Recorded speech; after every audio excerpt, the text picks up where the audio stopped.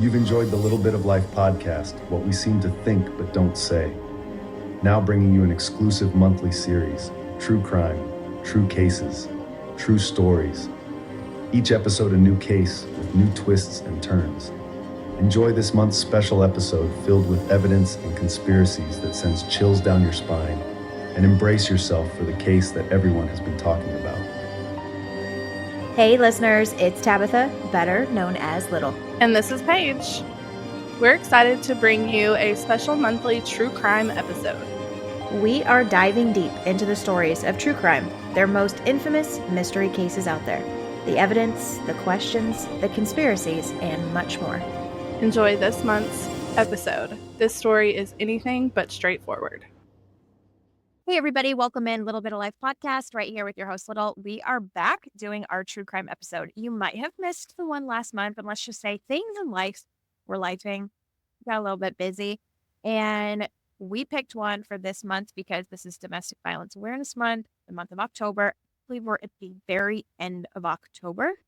I know. All things fall, but then that also means Christmas is coming, and let the anxiety begin. No, thank you. I'm not ready for Christmas talk. Nope, I didn't hear that. Yeah, I'm one of those people. It's like the end of October. I kind of want to just put up my Christmas tree already, but then again, I'm like, no, slow down, because then by like the first or second week of December, I'm ready to rip it all down, and we're just kind of over it. So that's who I am, especially in the fall season. My tree has been up for, I don't know, like a month and a half now, but I decorated it for Halloween. So my tree's been up for a while, but it's Halloween decorated. And I have a black Christmas tree, so it just kind of works. It worked. Well, we picked the topic of something that kind of received a lot of social media coverage. I think truly that's what solved this case, and rather rapidly. But since it is October Domestic Violence Awareness Month, and it's something that's a huge topic for both of us, we are talking the true crime case of Gabby Petito. I cannot believe that this happened in August of 2021. I know, it's crazy. It's been a little over 2 years ago already. Like, I followed it from the day that it started until it was solved. So the fact that it's been that long ago is crazy to me. So the big question is, you followed it all the way through from like start to finish. Are you one of those that you started to watch it and really dive in because of like the news coverage, or more of like TikTok social media coverage of it? I think it was both. I think I initially started because I saw it on TikTok and stuff, but then I like started following it on the news as well. Like, I followed both. Because I remember following on the news, but then it was almost like the news didn't have any information that was like current, I would say. It was almost like, yeah, it wasn't like real live time. no, I feel like for once, like social media and like real life people were actually in real time versus the news. I feel like this was that one case that truly flip-flopped social media versus the news coverage on a true crime case.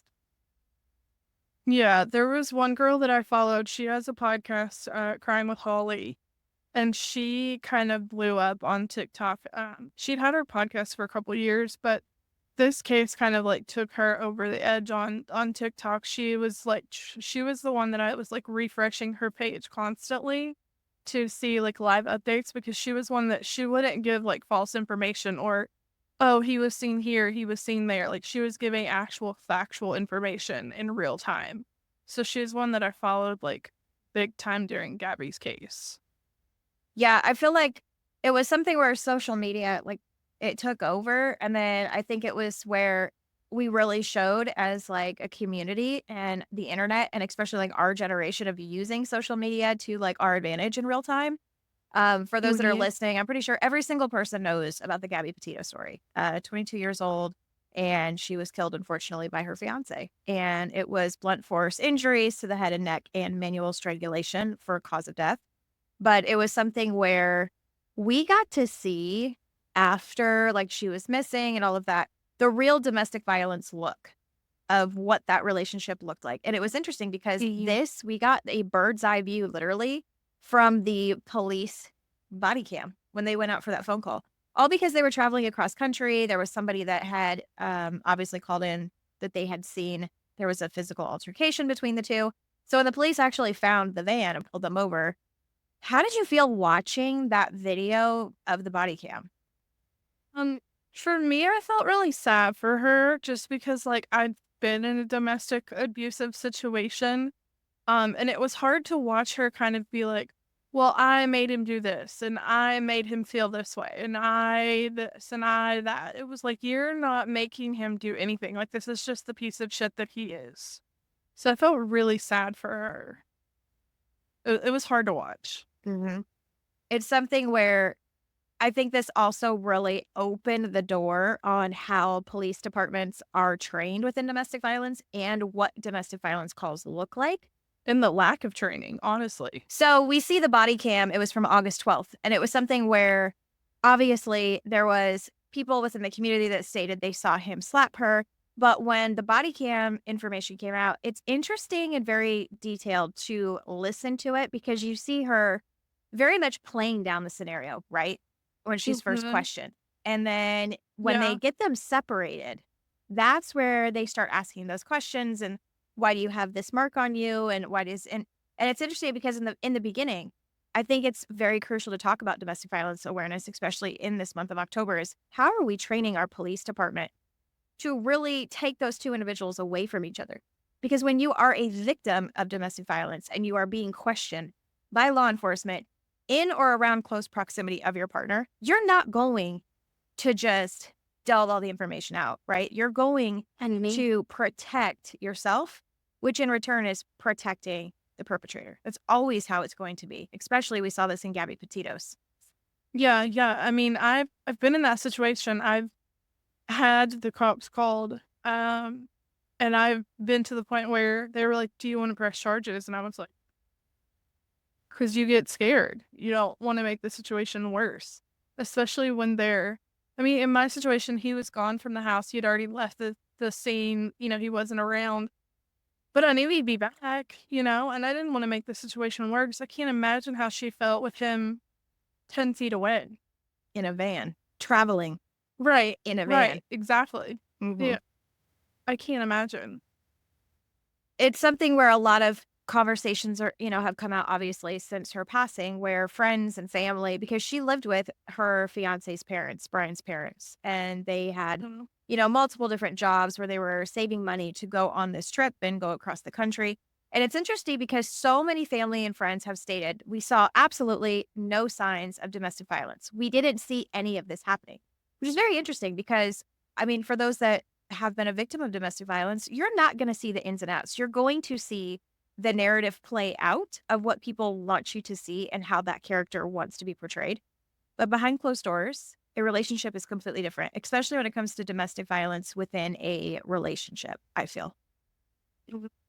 Yeah. And I think it's hard to determine too, because, like you said, she did live with his parents, and we don't know the full dynamic of the relationship between him and her and his parents. And there's a lot of different dynamics that go into it too.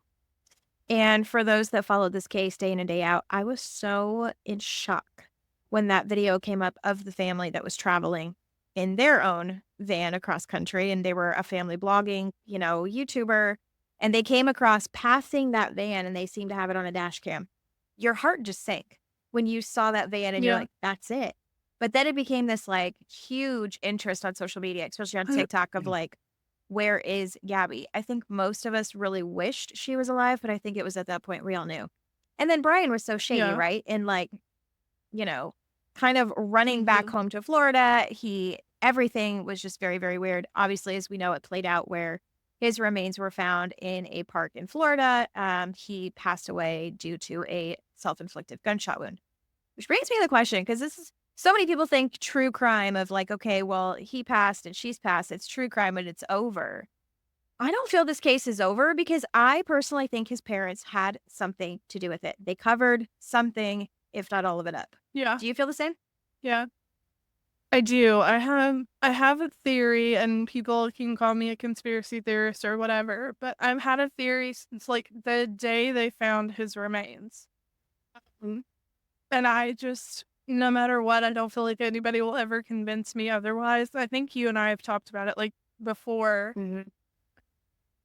but to me, it was like, I think that they obviously got into an altercation. So they had a disagreement, and I don't think he intended to kill her. I really don't. I think it was just something happened. They got in a fight, and it happened, and it is what it is. And then, as unfortunate as it is, that's what happened.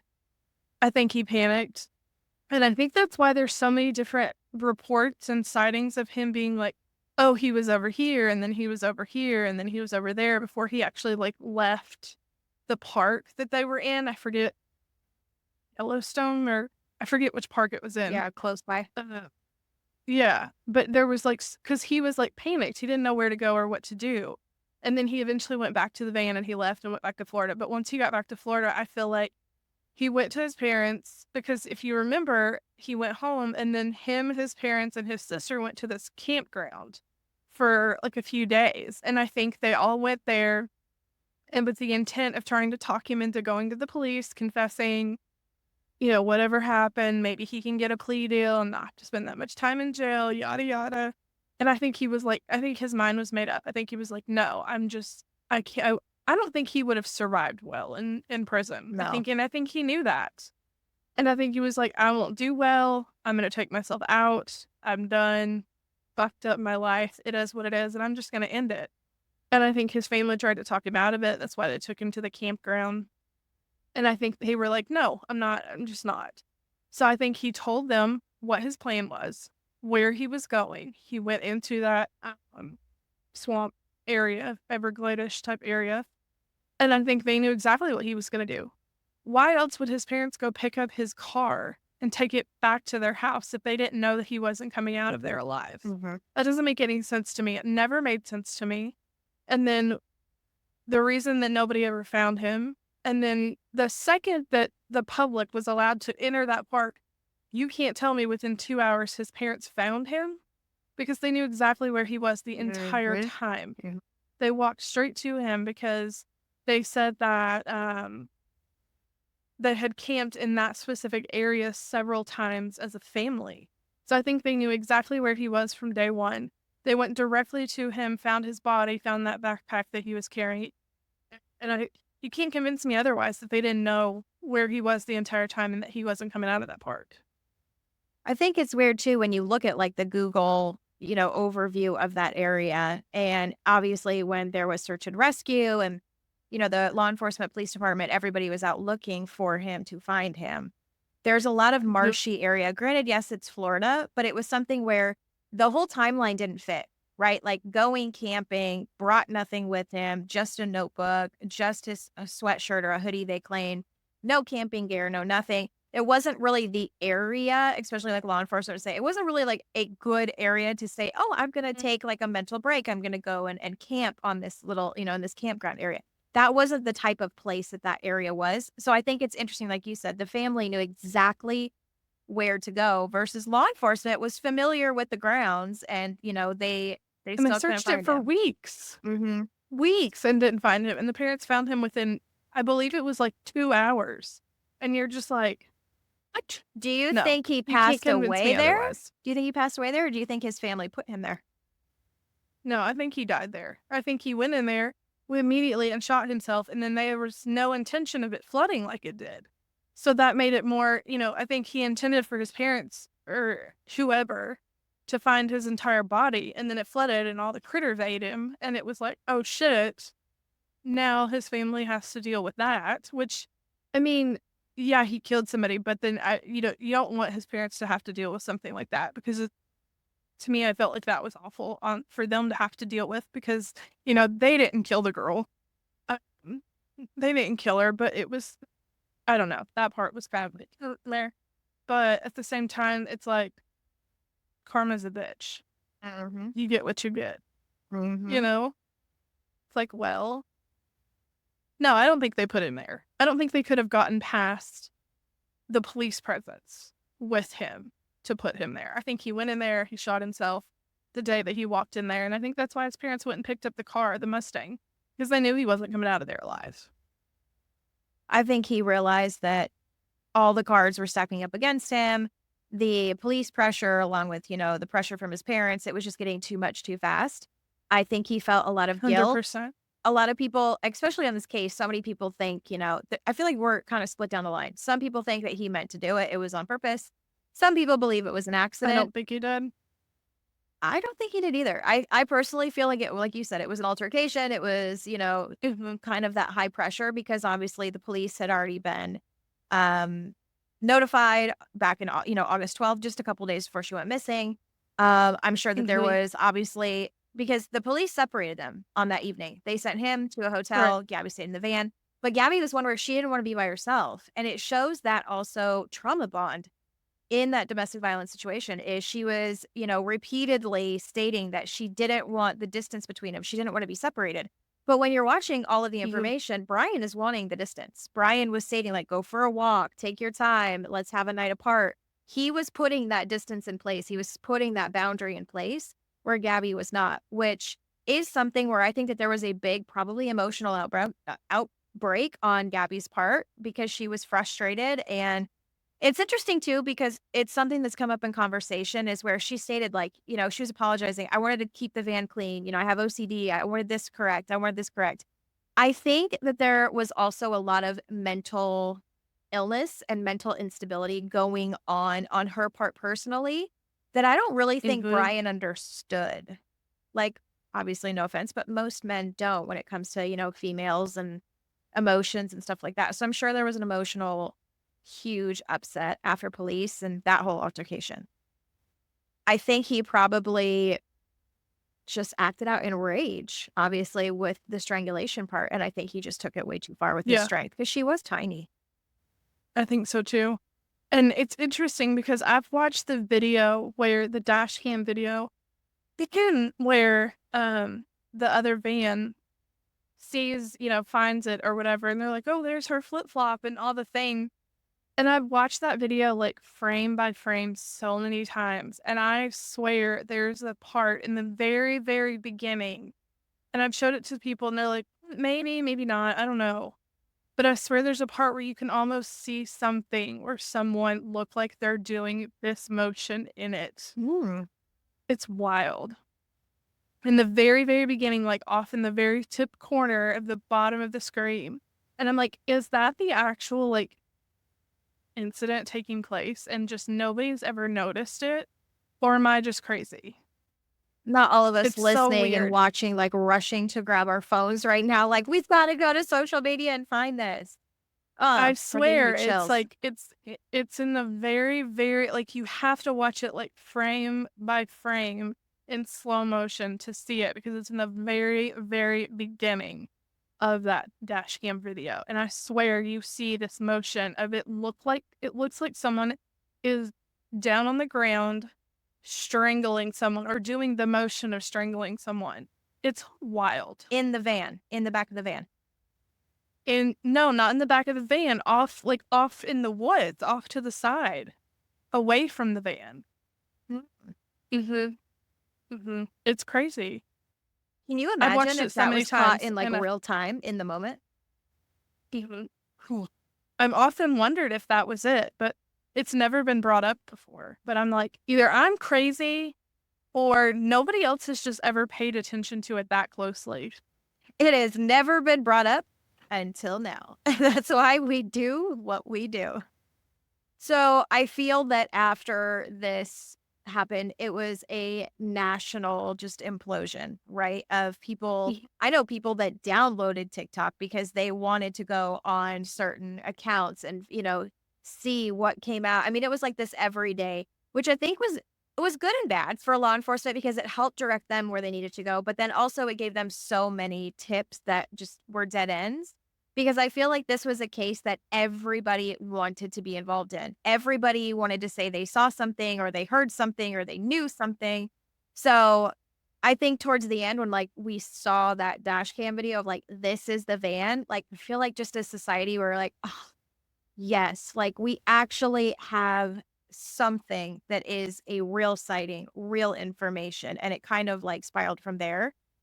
But I feel that Gabby has really left a legacy because I feel like there was such this outpour of domestic violence victims being really loud on TikTok. And here we are. I mean, 3 years later.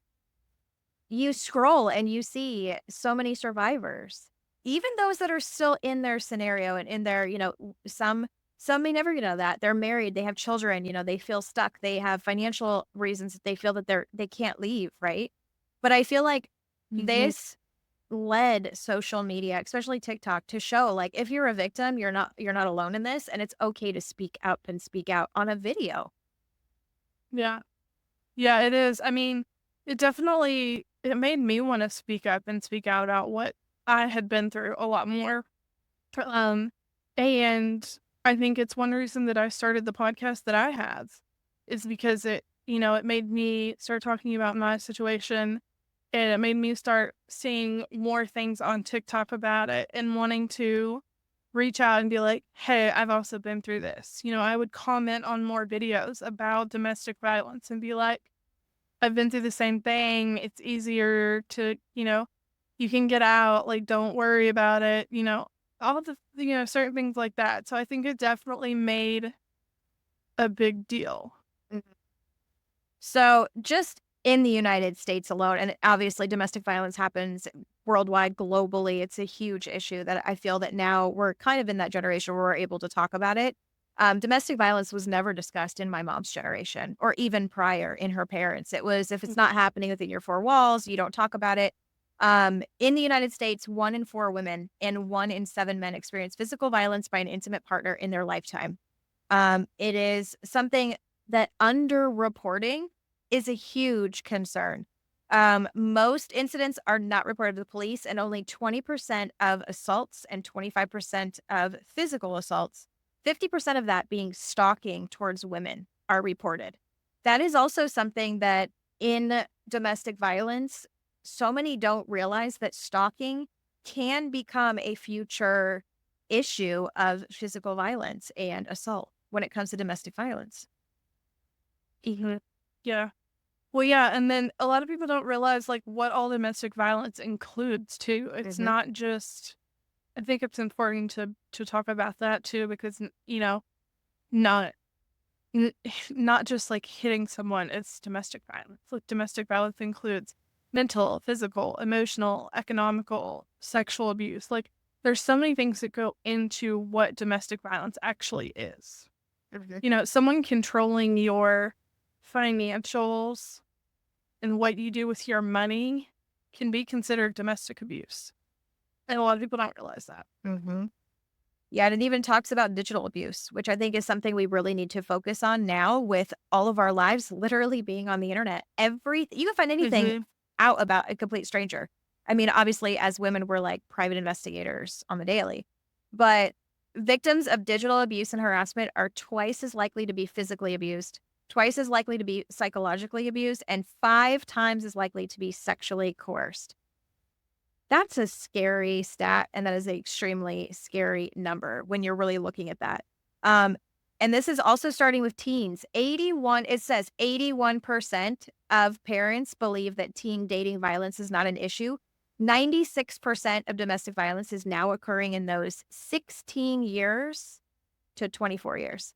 That's really early, Mhm. 16 years old when you think about domestic violence. And I'm not sure that parents are truly aware of that number and talking, because when we look at Gabby Petito, she was 22 years old. They had been together for years. So it's something Yep. where for parents, like, are you having that hard conversation with your children talking about domestic violence? Because, like you said, domestic violence isn't just a physical thing. And I think it's so important to talk to your children about what domestic violence looks like, sounds like, how to report it, because it's not just happening with women, it is happening as well as victims with men. Yeah, it is. It's super important to talk about. Because like I said, it doesn't just include what, the traditional definition of domestic violence. So yeah, I think it's important to talk about for sure. I think with this true crime case with Gabby, it's something where we always want somebody to pay the price, right? I think with true crime, when we find the victim and the perpetrator, we want somebody to pay for what they did. That's not the case here. They both lost their lives. So being the fact that his parents, obviously there's some cover up going on, and they acted very weird. Very, very, very weird. Do you Mhm. feel that they should Yeah. be held in some type of responsible role here by the state of Florida?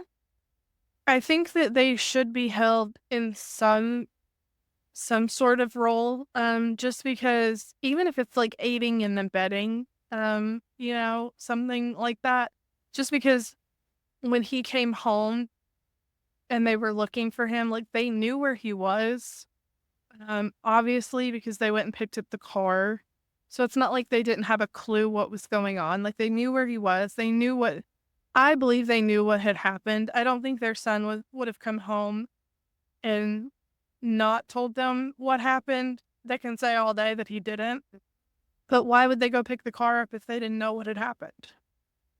Well, and So yeah, I definitely think they should be held to some. I mean, I agree because they were married. They're young kids. She lived with them. So it wasn't just like, oh, this is a girlfriend that they decided to go on the road together. They had a very close Yeah. relationship with Gabby. So the fact that I can't imagine as a parent, that your child is out. And like her mom would always state, like, we watched, we knew where she was going to be. We knew their check ins. We knew, like, on the map Mm-hmm. wise where they were going to be going, what time they should be at this location. So when he returns back to the house without Gabby, Right. that's kind of like a red flag of like, oh, where did she go? And it really makes me wonder what he stated. Like, oh, she just decided to stay behind or this. So I think that they had to have known because from the time he came home to the time his body was found, that was a pretty long gap in between there. I want to say it was like a week and a half or something. That's a lot of conversation when your kid comes home Yeah. without his partner and he's alone. Practical fiance. Yeah. Like, I wish I knew, obviously, I think all of us do. It's like that. What happened? What conversations were said? Because it's also like his suicide note, the notes he left behind, those weren't ever really provided to the public because it was privacy of the family.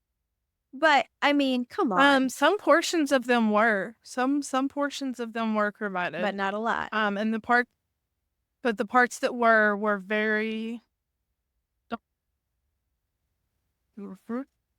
Which brings me to risk factors of domestic violence. I think it's also something that really is not spoken on. Women with disabilities have a 40% greater risk of falling into a domestic violence situation. And over 65% have also have shown to be a risk factor for higher levels of it when it comes to mental illness. Mental illness is something that really affects bipolar, schizophrenia, anxiety, depression. Those are things that can really alter someone's behavior, their brain, the capacity, their struggles. So, and I think that honestly, that has to do with Gabby Petito's case. I really do feel that she struggled with a lot of things. And it's something where you always wonder, like, could therapy have assisted? Could medication have assisted? And I think with where I stand, do you think things could have been handled better from the time the police were notified and called out to the time she went missing? Do you think that something possibly could have been altered to change the end of the story? I don't know if something could have changed the ending, but I definitely think they should have separated them when, like, the night or the afternoon of the dash cam footage, or not the dash cam, the body cam footage was released. I know they talked about separating them, but they ended up not doing it.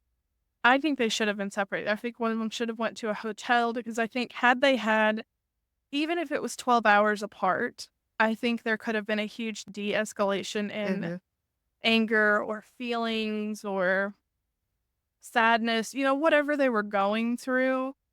I definitely think that because had it been like a case of had they went to someone's home in that situation, more than likely they would have separated them. They would have made one of them leave.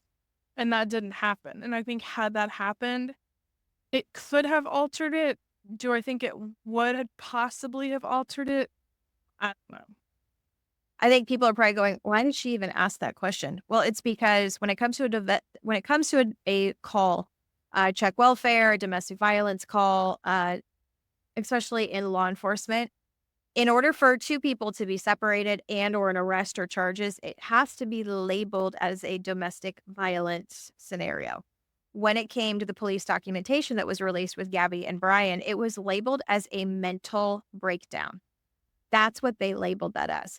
But when you're looking at that and you're really feeling that emotional dynamic between the two of them, I'm sorry, but that was not a mental breakdown. You were really watching in real time domestic violence that was literally hidden in the shadows. And I feel that maybe it could have been changed or altered, but I don't think that the police departments have really truly been trained correctly enough on domestic violence. And I don't know if we'll ever really No. get there.